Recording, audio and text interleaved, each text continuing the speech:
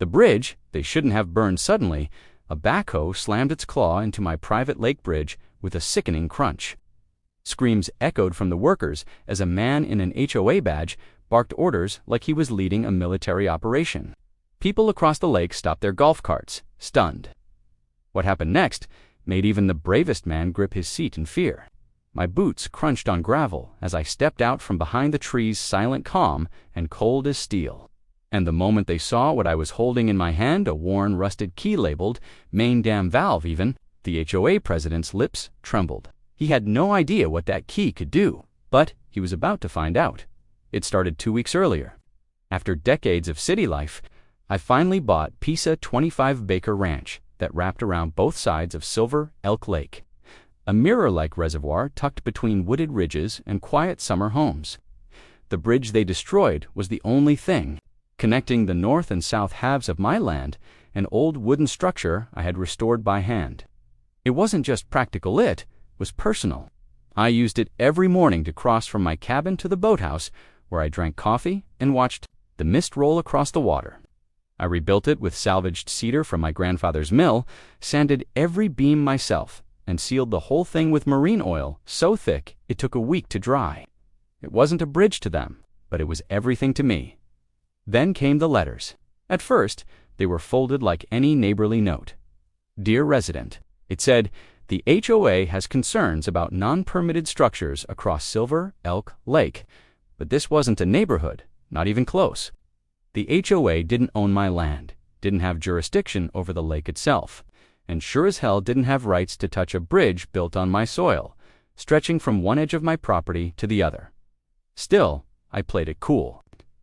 I called, I emailed, I even offered to meet in person. Their tone, condescending. You'll need to comply with community uniformity standards, one board member told me with a voice that sounded like she sipped lemon water for breakfast. Comply with what? I had state water rights, county permit. I even had a geological survey to prove the bridge posed zero environmental risk. But that wasn't enough. Not for Karen. Yes, her real name was Karen Lynn Prescott, HOA president for the Silver Elk Community Association.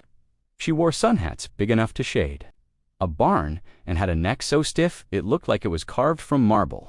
Her mansion sat directly across the lake from my south cabin. $5 million of bland luxury with a boat dock that had more wine holders than fishing rods. I first met her the week I moved in. She sent her gardener over to ask me to trim my pines, so her sunset view wouldn't be obstructed.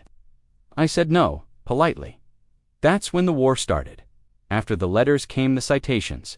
After the citations came the threats. And when I didn't back down, they didn't call the sheriff, they called in bulldozers. I was out on a supply run that morning. My son Liam, a forestry tech with a sharp eye and steady hands, called me the second it started. Dad, he said, they brought in heavy equipment, 2 trucks, and there's a guy with bolt cutters. Eyeing the gate, I told him to stay back.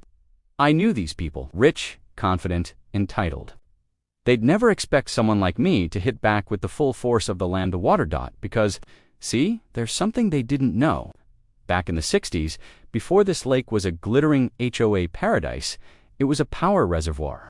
My great-uncle worked on the original dam project and held on to some key rights when the utility company sold it off decades later. That rusty valve key I carried. Most of the time, the dam stayed sealed, a quiet relic hidden under moss and locks.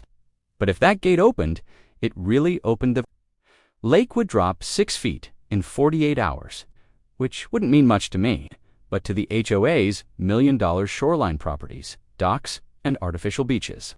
It would mean chaos. When I got back to the ranch, the bridge was already half gone, sawdust in the water. Concrete supports cracked. A backhoe perched on the south bank like a predator, its arm dripping with ruin.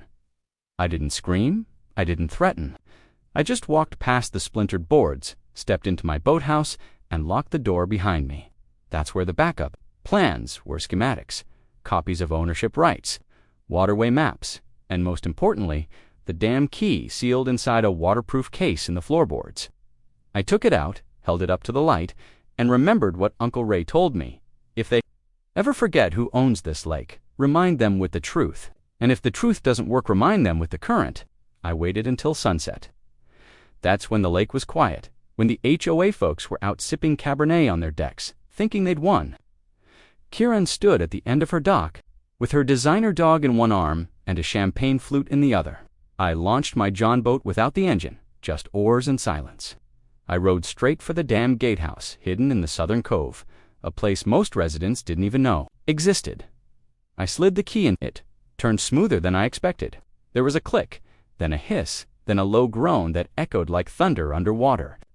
The lake trembled beneath me, and the gate began to open. At first, nothing looked different, but I knew better. I knew the pressure would build, that by morning, the current would subtly shift. By noon, docks would creak. By dusk, water lines would be visibly lower. I didn't tell anyone. I didn't need to.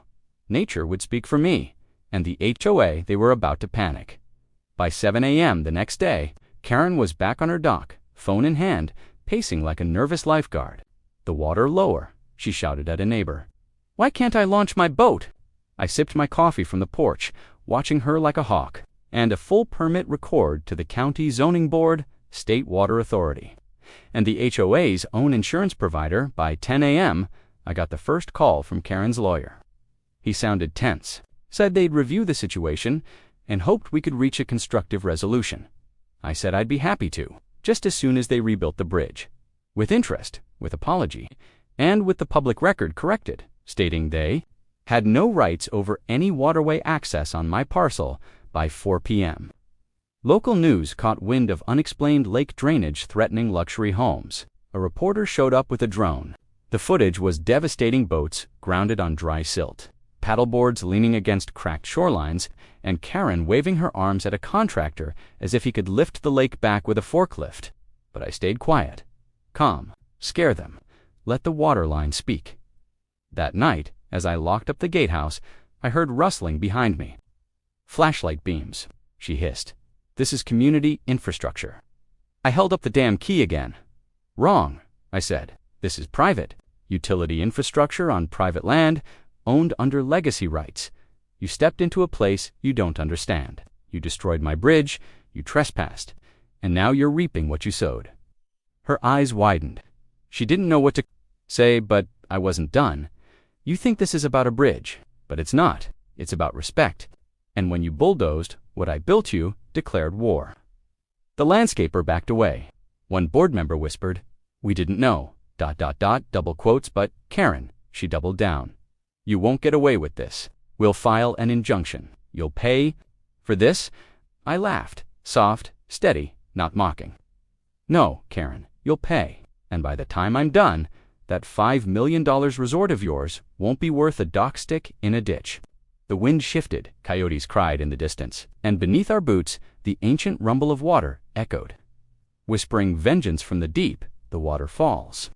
And so do Karen's heels clicked like gunshots against the dock as she stormed. Away into the darkness, but her silence spoke louder than any tantrum. The other two board members didn't follow her. They stood there, one holding a flashlight that shook slightly in his hand, the other watching me like he just realized the lake wasn't the only thing slipping out of their control. I didn't move. I stood beside the gatehouse, key still in, my grip, the valve humming quietly under the floor as water continued its slow, steady release into the spillway. For the first time in a week, the lake felt like mine again. Not a playground for HOA royalty, not a backdrop for champagne-fueled brunches, mine and nature's. By morning, the panic had gone public. Local radio hosts were cracking jokes about the disappearing lake mystery, but the homeowners weren't laughing. The Silver Elk HOA emergency chat was on fire. Screenshots started flooding into my inbox, courtesy of a sympathetic gardener I once tipped well. "Why are the docks unusable?" One post read. "Is it sabotage?" Another cried, "Someone needs to pay for this." And then a new one popped up. Posted by Karen herself, "We believe a resident with malicious intent is manipulating. Water levels emergency HOA, meeting at 11 a.m. sharp." Malicious? I grinned. The only malicious act around here was her, thinking she could bulldoze my bridge and get away with it. At 10:45, I parked my truck right outside the clubhouse, the same one they tried to block me from using when I first moved in. The doors were closed, but the blinds were half open, and I could see a dozen panicked faces crammed around a long oak table. Karen stood at the front, laser pointer in hand, waving over a projection of topographical maps and drainage charts she clearly didn't understand. I walked through the door without knocking. Every head turned, every conversation stopped. The room fell into such thick silence I could hear someone's phone. Buzz from across the room. Karen straightened like a puppet, yanked by a string. "This is a private board meeting," she snapped. I pulled a document from my coat pocket and slapped it on the table. "Not anymore. That's a court-approved declaration of ownership, dam rights, water flow access, and civil engineering. Validational, notarized. You want to accuse someone of manipulation? Start with your own reflection." A man with horn-rimmed glasses leaned over the papers and frowned. This says, "You own the flood control infrastructure." Nodded, and more importantly, I control the rate of release. Legally, permanently. And thanks to Karen's little stunt with my bridge, I'm now officially pressing charges for destruction of private property and unauthorized excavation. Karen tried to cut in, but I held up one finger. "Talk again, and I'll serve you in front of every news camera you're trying to hide from." Someone chuckled near the end of the table. I recognized her Janice, a longtime lakefront resident who'd always treated me kindly.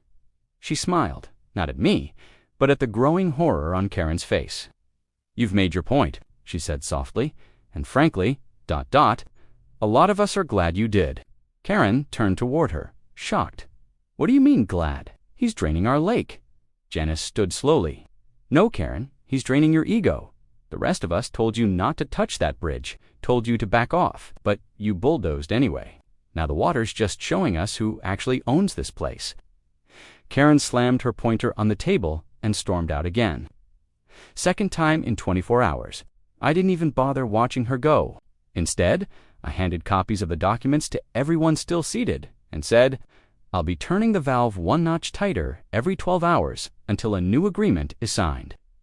You rebuild my bridge, restore my access, and publicly acknowledge the boundaries of your so-called authority. Otherwise, I'll give you a new shoreline to argue over 6 feet lower." Then I left, doors still swinging behind me. By that evening, the situation had gone viral. Drone footage showed exposed roots, sun-bleached lakebed, and empty paddleboard racks leaning like skeletons against dry decks. The headline read, "Mystery. Lake drainage tied to property disputed HOA in turmoil." And wouldn't you know it, the very next morning, a camera crew showed up at my ranch. Channel 7's lead anchor, Amanda Fielding, approached me just as I was chopping kindling. "Mr. Beckett," she said, smiling behind perfect teeth, "we'd love to get your side of the story. The HOA claims you're threatening the entire community. Is that true?" I set the axe down gently and motioned to the lake behind me. Does it look like I'm threatening them? Or does it look like I'm reminding them this lake has a memory? Longer than their board terms, the camera rolled, the questions came, and for the first time, the public heard the full truth. Not the HOA version, not Karen's edits, just mine. Over the next 2 days, the pressure mounted. Karen tried everything: legal threats, county appeals, even a desperate call to the state water board. But it was too late. The records were clear. The HOA's jurisdiction stopped at their driveways. And the lake? It was part of a trust signed decades ago. The bridge had been their line in the sand dam. They crossed it. So I let the water keep falling. But it wasn't about revenge anymore. It was about balance. I contacted a few old friends in civil engineering and environmental law. We walked the perimeter, reviewed the dam specs, and began plans not just to protect the lake but to control its future. I wasn't going to let people like Karen rule through intimidation. I'd turn this reservoir into a sanctuary one where residents could fish, kayak, and hike without HOA rules choking the fun out of life. A community by the water, not a prison on it. On day 5, something unexpected happened. Karen's dock, massive floating monument to excess, snapped from its moorings. The dry soil below had cracked, the supports had shifted, and with one long, agonizing groan, it tipped sideways into the shallow water and splintered like a crushed can. I watched it happen from my porch, sipping black coffee. A soft breeze brushed across the lowered lake surface. Nature had spoken. Again, and this time, she spoke with splinters. The HOA called an emergency vote the next morning. A dozen members resigned. 3 board seats were vacated, and by sunset I received a formal, signed agreement. They would rebuild my bridge, pay restitution for damages, and issue a public apology to be posted online, in the clubhouse, and in the town paper. The document was titled, Correction of Overreach and Commitment to Fair Landowner Boundaries. I framed it right next to the dam key, but here's the twist no one saw coming. That same evening, as the bridge work began, Karen disappeared. Packed up, mansion dark. Rumor had it she sold the place under market value and fled to some gated resort town 3 states over. Couldn't handle the fallout, couldn't face the community she tried to control. She just vanished like the water that once kissed her. Perfect dock. By the time the lake was stabilized and the new bridge completed, the air felt different. Lighter. Kids rode bikes near the shore. Elderly couples walked trails without fearing code violations.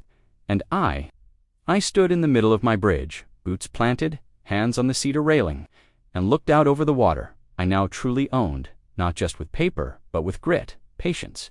In principle, sometimes justice isn't loud. Sometimes it doesn't come with sirens or spotlights. Sometimes justice is quiet, slow, measured, like water. It remembers, it seeps, it reshapes everything in its path without asking permission. And sometimes it flows right through a dam gate in the middle of the night and tells a $5 million resort, you don't belong here. The land sharks circle 3 days after Karen vanished. The neighborhood felt like a wound just starting to scab over. Her house sat dark, shutters drawn like a closing statement. The HOA board was restructured with a mix of apologetic faces and quiet ones who now tread carefully around me. But peace was never permanent in places like this. It was an illusion. And like most illusions, it only took 1 letter to shatter it. The envelope was thick, glossy, tucked inside my mailbox with no stamp and no postmarks. One had hand-delivered it. The return address wasn't from the HOA. It came from a company. I'd never heard of Ridgeline Real Capital. I stepped onto my porch, slid the letter open, and started reading. Within 10 seconds, my jaw clenched tight enough to pop. They weren't offering to buy my land. They were offering to buy the lake, the entire basin, the surrounding paths, and not just the water, I mean the dam structure, the inlet valve, the full ecosystem. They wanted to partner, they said. They proposed a recreational development initiative with marinas, rentals, even luxury floating homes. I scanned the fine print, and my gut twisted. If I signed anything, they'd hold the rights to commercialize it all. They even had a clause that would override HOA covenants. This wasn't a proposal. It was a land grab wrapped in a smile. An hour later, a black SUV rolled up my gravel road like it belonged here. It didn't. A tall man in a linen blazer stepped out, followed by a younger assistant with a clipboard. The blazer guy extended a hand without introducing himself. "Beautiful spot you've got here," he said. Like I hadn't noticed. "I'm Julian. I sent you the package this morning. Thought it best to follow up in person." I didn't shake his hand. I didn't even move. He chuckled lightly, then nodded to the clipboard kid, who handed me a second envelope. "We're prepared to move quickly," Julian said. "Cash deal, no financing. We've got permits pending, engineers ready, and a full transition team. You'll be free of the maintenance costs and walk away with more money than this place will earn in 20 years. I narrowed my eyes. "Why now?" he smiled. "Because your dam is the key to a $100 million development. And we prefer to work with willing owners before we have to lobby counties and rezone the land out from under them." There. It was the threat. Dressed in silk, I didn't yell, didn't argue. I simply said, "You've got 10 seconds to turn that vehicle around and get off my property." Julian raised an eyebrow. "You sure?" "8 seconds," I replied. He didn't argue either. They left. That night, I sat on my rebuilt bridge, legs dangling off the side, watching the moon ripple across the water. I kept thinking about Julian's tone, the way he said, "rezone," like it was a scalpel. I knew this wasn't just about money, it was about control. They saw the HOA collapse, saw Karen's downfall, and figured the land was soft, vulnerable. What they didn't know was that I wasn't the one under pressure. They were. The next morning, the games began. It started with a county inspector, some guy named Mills, who claimed he'd received an anonymous tip that the dam gate was compromised. I showed him the engineering records, photos, even security footage. Showing the last valve test, he left without a word.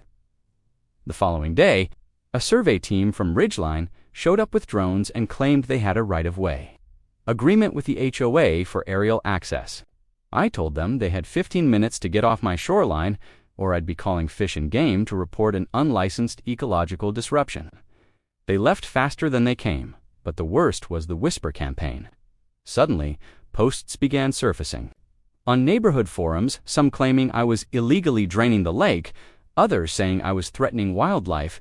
One even said I had buried toxic waste beneath the bridge. It was so sloppy, I almost laughed. Almost, because then someone spray-painted water thief on my barn door. That's when I stopped treating this like a corporate pitch and started treating it like war. I dug through every county land record I could find. Found out Ridgeline was owned by a shell corp connected to a defunct fracking operation out in West Texas. Turns out their so-called environmental vision was just a front. They were planning to build private rentals and drain part of the lake into a pipeline system. I printed it all, cross-referenced it, and handed it to a buddy of mine who ran a local podcast with nearly 500,000 listeners. He went live that same night, exposing the plan, reading from the permit applications. Ridgeline had quietly filed. "This isn't just a fight over water," he said. "It's a fight for our land, and the guy standing between them and our lake is a rancher named Beckett." The response was explosive. Locals rallied. Fishermen, kayakers, people I'd never met stopped by with coffee and kind words. But not everyone was on my side. Some of the newer HOA residents, especially those who moved in after Karen fled, started pushing back. They claimed I was stalling progress, that Ridgeline had vision. I recognized the tone. It was the same greed Karen used to mask her fear. But this time, I wasn't going to let it slide. One afternoon, as I was inspecting the dam intake valve, I noticed something odd: grease on the lock. Someone had tampered with it. I checked the surveillance feed and saw a blurred figure at 2:13 a.m. No ID, no face, just a hoodie, gloves, and purpose. They'd tried to force the lock open, maybe to sabotage the mechanism, maybe to flood the system and claim I was negligent. Either way, I filed a police report and reinforced the valve with a steel cage. I also installed 2 more cameras hidden inside bird boxes. If they came back, I'd catch them red-handed then. The worst blow came: a notice from the County Planning Commission. Emergency review of dam structural operations temporarily frozen, pending further review. It was signed by a commissioner I didn't recognize. When I called his office, the secretary said, "You can take that up with the petitioner Ridgeline." They'd used a technicality in zoning law, claiming that since water levels had changed, the dam was now an unstable infrastructure, requiring third-party inspection. Clever, dirty, illegal, or fight back loud. I chose both. First, I compiled a dossier. Karen's bridge, destruction ridgelines, hidden permits, the tampered valve, and the forged aerial access claim. Then I leaked it to every environmental watchdog, every legal blogger, every real estate accountability site within a 100-mile radius. Within 24 hours, 2 state senators had retweeted my thread. Ridgeline's offices went quiet. No more survey crews, no more SUV visits. Just silence. But silence from people like that is never peace. It's planning. That's when I made my move. I hosted a lake community gathering, a name soft enough to avoid HOA objection, but sharp enough to draw attention. Over 100 people showed up. I rolled out maps, showed the water rights, played audio from Julian's veiled threat, and laid it all bare. And then I dropped the bomb. I was forming a Lake Trusta cooperative stewardship body, open to vetted residents, designed to permanently protect the dam and shoreline from corporate takeover. Legal, transparent, irrevocable. The applause lasted 5 minutes straight. But one person didn't clap. A woman near the back in dark sunglasses didn't say a word, didn't ask a question, just stared. I watched her slip away before it ended. That night, I reviewed security footage from the camera near the dam. At 2:13 a.m., the same time as the tampering attempt, A frame showed a smaller figure than I expected woman. Same build, same movement, same hoodie. The image paused on her silhouette just before she vanished into the tree line. That's when it hit me. Karen never left. She just changed tactics. I called the sheriff's office and requested a patrol. Rotation, installed motion alarms near the pump stations. I even dug up my old trail cams and scattered them in places I knew ridgeline scouts wouldn't expect. The lake was my home, and I'd turned it into a fortress. And not a moment to soon, because 3 days later, the damn alarm went off.